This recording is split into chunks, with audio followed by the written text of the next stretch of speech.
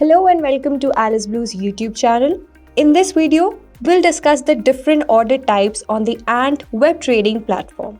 Order types refer to the different ways you can place a buy or sell order in the stock market. That is, if I go over here and click on one of these buy or sell orders, you can see all of these options here. These are called as the order types. Let's understand what each of these means one by one. So first we have the limit order. Now the limit order lets you control the price at which you want to buy or sell a stock.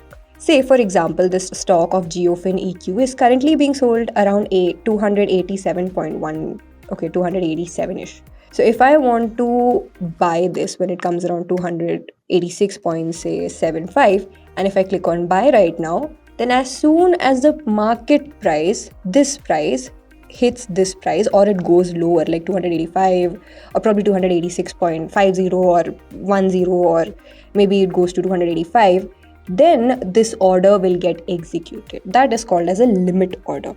The next one that we have is the market order.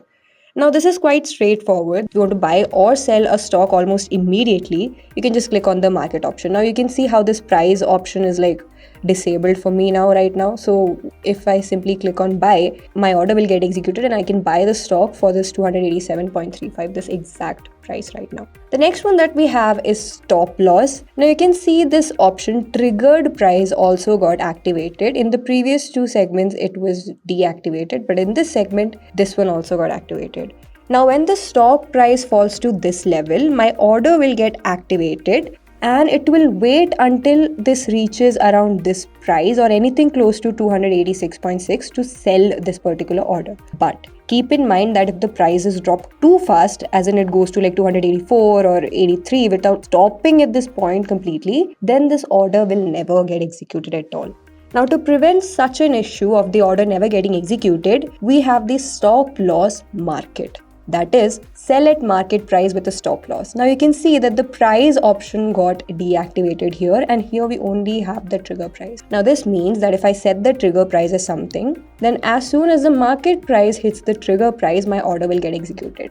Now it doesn't matter, the market price can even cross this, it can even go to like 285 or 284, but my order will still get executed. In the stop loss limit, we can keep a limit that okay, if it crosses 286.6, then don't execute at all. But here there is no limit. Once this range is crossed, the order will get executed. It's like a guaranteed execution. Now, so in a nutshell, you can see that in case of limit, if you want to buy or sell at a specific price, instead of chasing the market price, you can use limit. Like the market price is 750 right here, but if I want to keep my buy price as 700, then it will only execute if it's 700 or lower. Sell price similar, it will only execute if it's 800 or higher.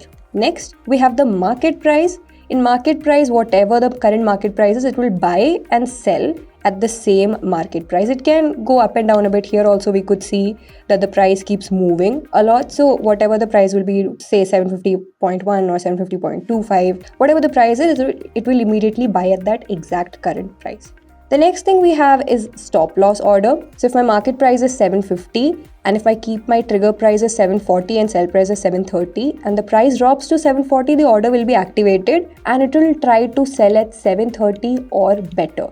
But keep in mind that if it skips 730 and immediately goes from 740 to say 720 or something, then this order will not get executed. To prevent that, we have stop loss market order. Here we have no sell price, we only have the trigger price. So as soon as the market hits 740, which is my trigger price, the order will get executed regardless of this falling any more further. Even if it goes to 720, the order will still get executed. I'll leave the link to this PDF in the description down below. So make sure to, if you want to know more about this, make sure to download this and you can see for yourself.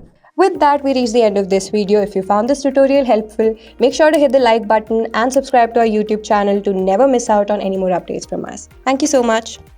Investments in securities markets are subject to market risks. Read all the related documents carefully before investing.